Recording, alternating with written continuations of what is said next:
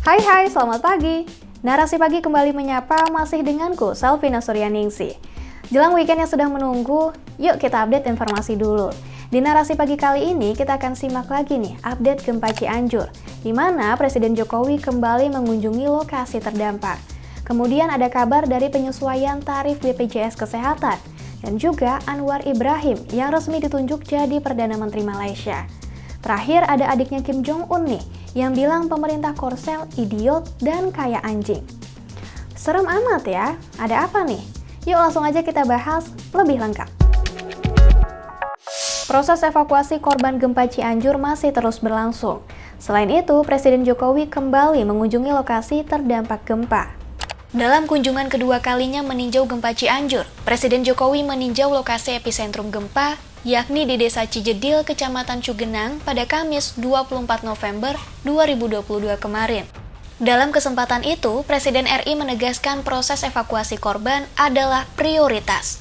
Dipastikan masih ada 39 orang yang dinyatakan hilang di kawasan ini. Sulitnya proses evakuasi ini disebabkan oleh kondisi area yang curam, masih hujan, dan gempa susulan yang terus datang. Dalam kunjungan itu, Jokowi juga menyambangi warga yang selamat di posko pengungsian dan korban luka di rumah sakit. Di sana, Presiden memastikan distribusi logistik seperti makanan, obat-obatan, dan pakaian berjalan dengan baik. Meski begitu, Jokowi bilang masih ada kendala yang ditemukan, yakni kekurangan tenda dan air bersih. Proses pendistribusian logistik yang cukup sulit diakibatkan imbas banyaknya titik lokasi terdampak dan medan yang berat. Usai proses evakuasi dan distribusi bantuan berjalan dengan baik, pemerintah bakal melakukan rehabilitasi rumah-rumah warga yang mengalami kerusakan. Ini adalah epicentrumnya, dan yang paling parah, terutama untuk rumah-rumah yang roboh yang paling banyak ada di sini. Itu sulitnya mendistribusikan logistik, kemudian juga mengevakuasi karena titiknya banyak sekali. Kenapa hari Selasa pagi saya sampaikan gunakan heli kalau diperlukan. Karena memang titiknya terlalu banyak, medannya juga naik turun gunung yang juga tidak mudah. Dan evakuasi tadi yang ada 39 yang belum ditemukan. Selain mengunjungi daerah epicentrum, Jokowi juga meninjau kondisi pasien yang dirawat di RSUD Sayang, Kabupaten Cianjur. Berdasarkan keterangan pihak rumah sakit, tercatat sudah 741 pasien yang dapat perawatan. Sebagian sudah kembali pulang dan beberapa yang mengalami luka berat dirujuk ke rumah sakit di Sukabumi, Bogor, hingga Bandung. Hingga kini, tersisa 24 korban yang masih dirawat di Rumah Sakit Umum Daerah Sayang, Kabupaten Cianjur. Dalam kunjungan Presiden Jokowi ke lokasi gempa itu, nampak pula sejumlah menteri yang turut hadir, seperti Menko PMK Muhadjir Effendi, Menhan Prabowo Subianto, dan Menteri PUPR Basuki Hadimulyono. Selain itu, ada juga Menteri Sosial Tri Risma hari ini yang menyebut bila Kemensos sudah mendistribusikan 2.000 lebih tenda darurat kepada para pengungsi. Sehari sebelumnya, pada 23 November 2022, Menteri Pendidikan, Kebudayaan, Riset, dan Teknologi Nadiem Makarim meninjau sekolah yang rusak di Cugenang. Nadiem bilang akan melakukan perbaikan bangunan sekolah, serta memberikan bantuan berupa tenda darurat khusus untuk ruang kelas, peralatan sekolah, sembako, hingga pakaian. Ini mengambil langkah cepat dalam membantu pendidik, tenaga kependidikan, dan peserta didik serta fasilitas pendidikan yang terdampak agar akses terhadap pendidikan tetap tersedia. Salah satu masalah yang dihadapi adalah distribusi bantuan ke korban yang belum merata. Hingga kini masih banyak pihak yang mengaku belum menerima bantuan. Dalam video yang viral di medsos, bahkan beberapa warga nekat menghadang bantuan logistik yang didistribusikan ke lokasi pengungsian di wilayah Rancagoong, Cianjur. Perihal ini, Kapolres Cianjur AKBP Doni Hermawan bilang pihak dalam video tersebut sudah dimintai keterangan. Lebih lanjut, Doni berharap masyarakat yang hendak kasih bantuan gak mengantar logistik sendiri-sendiri, melainkan dikumpulkan di satu titik melalui BPBD dan BNPB. Merespons banyaknya warga yang mengeluhkan mandeknya penyaluran bantuan gempa, Bupati Cianjur Herman Suherman bilang agar warga segera melapor ke aparat desa setempat. Sementara, Kepala BNPB Suharyanto juga buka suara soal bantuan dari luar Cianjur yang justru bisa menghambat alur bantuan tersebut.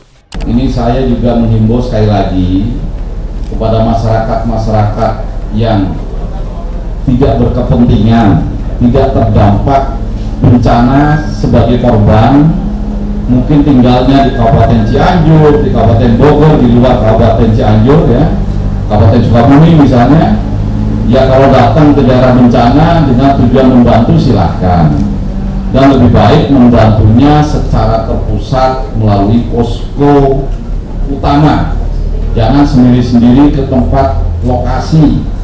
Adapun alur pendistribusian itu, pertama-tama para camat mengajukan kebutuhan tiap kecamatan. Kemudian Dinas Perhubungan Provinsi Jabar akan menyiapkan logistik ke kecamatan. Jika logistik sudah sampai di kecamatan, para kepala desa bisa segera mendistribusikan ke titik-titik pengungsian. Hingga kini pun, tim SAR gabungan masih terus mencari korban yang masih tertimbun. BNPB mengonfirmasi jumlah korban meninggal akibat gempa Cianjur mencapai 272 jiwa. Dengan 165 jenazah telah diidentifikasi, dan 107 jenazah masih terus diidentifikasi. Sedangkan korban luka-luka sebanyak 2.046 orang dan 62.545 orang warga yang mengungsi. 5 hari sudah pasca gempa melanda Cianjur, bantuan logistik belum terdistribusi dengan merata. Semoga segala hambatan yang terjadi di lapangan bisa segera teratasi agar bantuan logistik berjalan dengan lancar. Tarif BPJS ke rumah sakit rencananya naik mulai awal tahun depan. Tapi ada kabar baik. Premi BPJS Kesehatan Masyarakat dipastikan gak bakal naik sampai tahun 2024. Mulai awal tahun depan, BPJS Kesehatan rencananya bakal melakukan penyesuaian tarif Indonesian Cash Based Group atau INASIBG. Angka penyesuaian tarif INASIBGS ini masih menunggu keputusan Kementerian Keuangan. Namun, Kementerian Kesehatan sempat memberi usulan 12,1%. Hal ini diatur dalam revisi Peraturan Menteri Kesehatan Nomor 52 Tahun 2016 yang akan selesai bulan ini. Kenaikan tarif ini bakal jadi insentif rumah sakit supaya segera menyesuaikan penerapan kelas rawat inap standar atau KRIS 2023.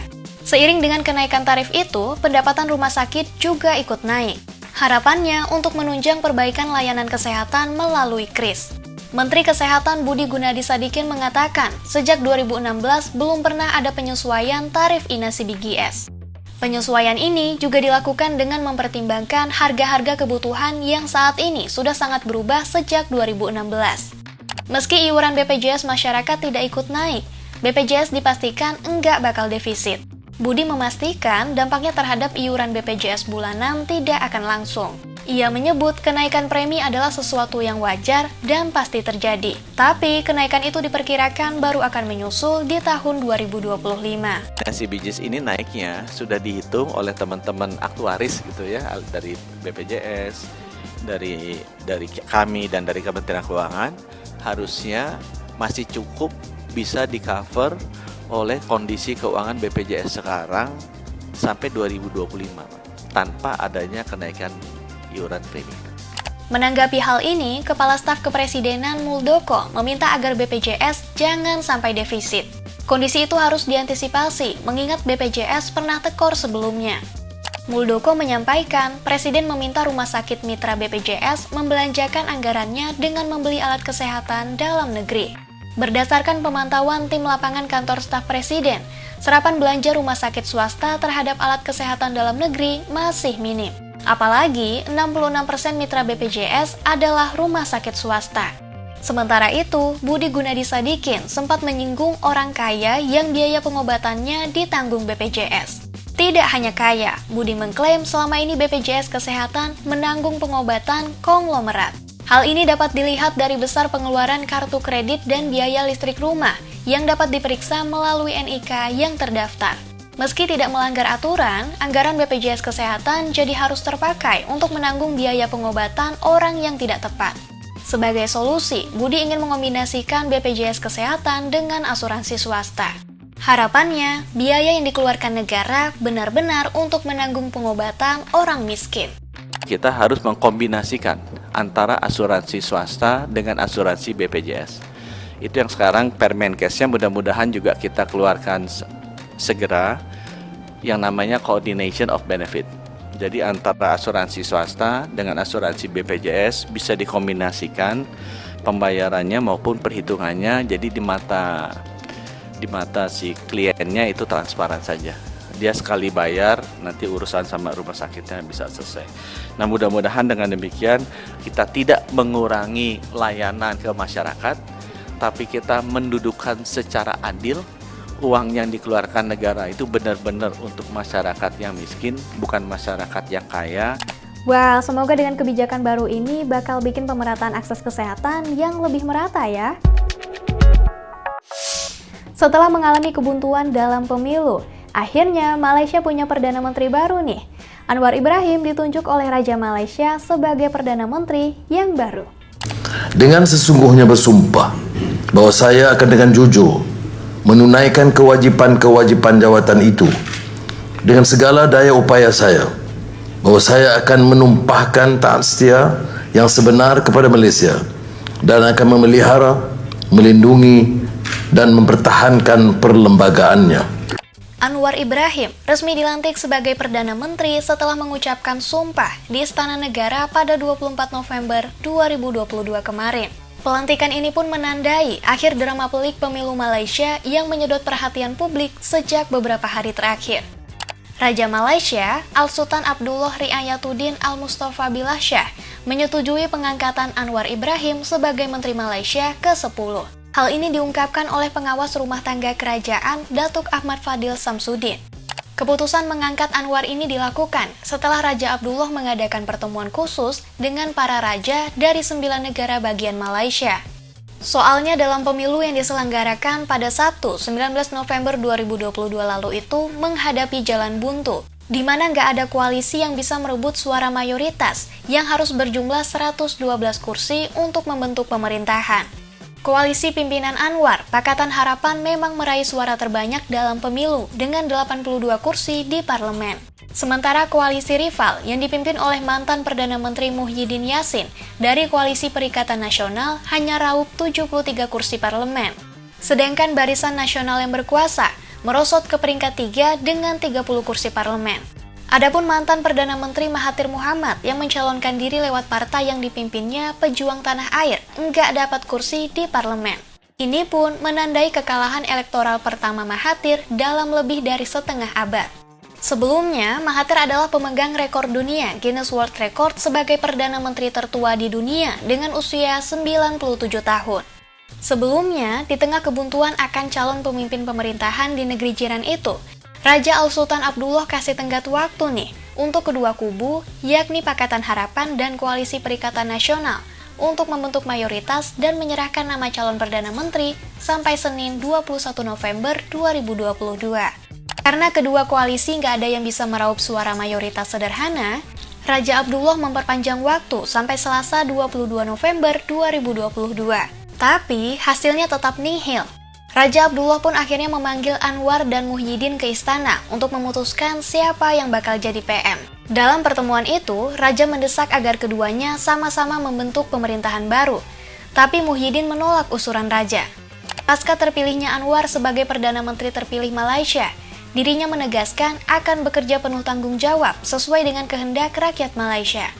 Perjalanan Anwar yang kini berusia 75 tahun menuju pucuk kepemimpinan Malaysia tidaklah mudah. Sepak terjang Anwar di dunia politik ini bermula sedari dirinya jadi mahasiswa pada akhir 1960-an, ketika dia menjadi pemimpin mahasiswa Islam. Pada 1971, ia mendirikan Gerakan Pemuda Muslim Malaysia dan menjabat sebagai presidennya hingga 1982. Hingga pada tahun 1982, Anwar berhasil menarik perhatian Perdana Menteri saat itu, Mahathir Mohamad, untuk bergabung dengan pemerintahannya, yakni Organisasi Nasional Melayu Bersatu. Dari sinilah karir politiknya mulai melesat dan menduduki sejumlah jabatan penting. Anwar pernah mengisi posisi sebagai menteri dalam beberapa periode, di antaranya sebagai Menpora, Menteri Pertanian, Menteri Pendidikan, dan Menteri Keuangan. Anwar Ibrahim juga sempat menduduki posisi Wakil Perdana Menteri pada 1993 saat Mahathir Mohamad menjabat Perdana Menteri. Tapi, ketegangan antara keduanya memuncak saat krisis keuangan menyelimuti Asia pada 1998. Ketika Mahathir dan Anwar dilanda perselisihan sengit soal cara menangani krisis. Karir politik Anwar Ibrahim nyaris tamat dan sempat terhenti karena tersandung kasus korupsi pada 1999. Kala itu, ia dinyatakan bersalah atas 4 tuduhan korupsi dan dijatuhi hukuman 6 tahun penjara. Ia pun dipecat dari jabatannya oleh PM saat itu, Mahathir Muhammad. Setahun kemudian, Anwar menerima hukuman tambahan 9 tahun penjara atas dakwaan sodomi yang menjeratnya. Sempat bebas pada 2005, Anwar kembali masuk penjara dengan tuduhan yang sama pada 2015. Dalam kasus itu, Anwar dituduh berhubungan seks dengan pembantu laki-lakinya. Anwar baru dapat menghirup udara bebas usai terima pengampunan penuh dari Raja Malaysia dan kembali ke parlemen beberapa bulan kemudian setelah memenangkan kursi parlemen dalam pemilu Mei 2018. Waduh, penuh gejolak ya sepak terjang Anwar Ibrahim sebelum menduduki posisi sekarang. Ya, semoga setelah terpilih bisa amanah deh ya memimpin negeri jiran. Kabar yang satu ini bisa bikin kamu bergidik nih. Ada Kim Yo Jong, alias adiknya Kim Jong Un, yang bilang pemerintah Korea Selatan idiot dan seperti anjing yang setia kepada Amerika Serikat. Waduh. Kecaman berbau penghinaan ini dirilis oleh media Korea Utara, Korean Central News Agency, pada 24 November 2022 kemarin. Dalam rilis itu, Kim Yo Jong memperingatkan sanksi dan tekanan dari Korea Selatan justru akan menambah permusuhan dan kemarahan Korea Utara. Ia bahkan bilang rezim Korsel bodoh dan bertingkah layaknya anjing Amerika Serikat. Apa yang bikin adik pemimpin Korea Utara ini sampai ngomong gitu? Jadi, kecaman Kim Yo Jong datang 2 hari setelah Kementerian Luar Negeri Korea Selatan berencana menjatuhkan sanksi tambahan kepada Korea Utara atas rentetan uji coba rudal yang mereka lakukan baru-baru ini. Yang mana di saat bersamaan sudah ada 14 negara Perserikatan Bangsa-Bangsa yang mengecam Korut imbas peluncuran rudal balistik antar benua berjenis Hwasong-17 pada 18 November lalu. Keberangan Korut kian memuncak kala Korsel juga meminta komunitas internasional menjatuhkan sanksi baru atas provokasi peluncuran rudal yang makin getol dilakukan Korut tempo hari lalu. Selain menghina rezim Korsel, Yo Jong turut mengkritik perbedaan pemerintahan kepemimpinan Korsel saat ini yang dipimpin oleh Yoon Suk Yeol dengan presiden sebelumnya Moon Jae-in. Yo Jong bilang, di masa pemerintahan Jae-in sebelumnya, Korut nggak pernah kepikiran menjadikan Korsel sebagai target dan ancaman. Ini karena Moon Jae-in dinilai berusaha memperbaiki hubungan dengan Korut sehingga bisa meredam konflik di kawasan itu. Berbeda dengan kepemimpinan Yoon kali ini yang dianggap konservatif dan kerap bikin kebijakan yang berbahaya di semenanjung Korea. Menghadapi komentar tajam dari Yo Jong, otoritas Korsel lewat Kementerian Unifikasinya menyesalkan sikap Korut ini. Dalam pernyataannya, mereka menyayangkan Korut yang malah mengalihkan kesalahan pada Korsel. Padahal, ketegangan di semenanjung Korea adalah ulah rudal provokasi Korut yang berulang. Korea Utara telah melakukan peluncuran rudal balistik dalam jumlah yang belum pernah terjadi sebelumnya pada tahun ini. Pada Oktober 2022 saja, sedikitnya ada 5 rudal yang ditembakkan Korut. Bahkan pada awal November, persisnya di tanggal 2, ada 23 rudal uji coba yang ditembakkan Korut dalam sehari.